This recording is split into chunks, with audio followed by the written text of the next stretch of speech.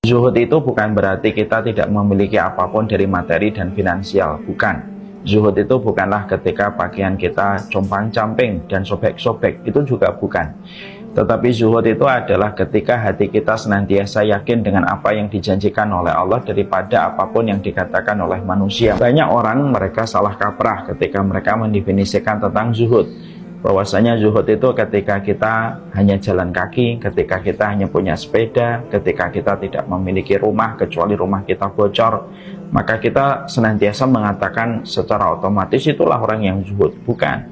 Zuhud itu amalan hati, zuhud itu bukan amalan fisik, dan zuhud itu tidak sama sekali terpengaruh dengan kekayaan dan kemiskinan. Kalau zuhud itu harus miskin, berarti sesungguhnya orang kaya tidak mampu zuhud, dan Nabi Sulaiman pun sebenarnya dan sejatinya tidak bisa zuhud, karena Nabi Sulaiman diberikan oleh Allah kekayaan dan kekuasaan dan kerajaan yang berlimpah dan begitu luasnya. Tetapi zuhud itu amalan hati. Ada orang yang kaya dia zuhud, ada orang yang miskin dia tidak zuhud. Ada pula orang yang sederhana dia zuhud, ada orang yang kaya raya dia tidak zuhud.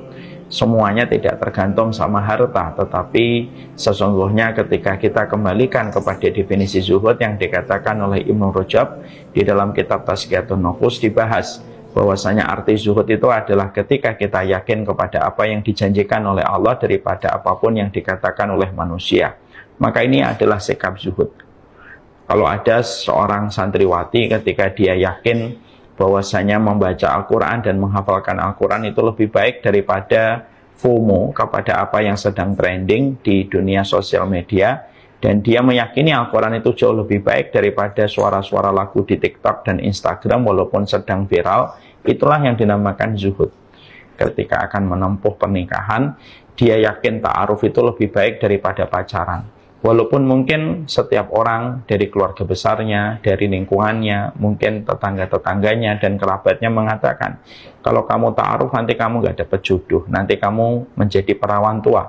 Tapi santriwati itu tetap yakin bahwasanya pacaran tidak mendekatkan jodoh dan ta'aruf itu tidak menjauhkan jodoh.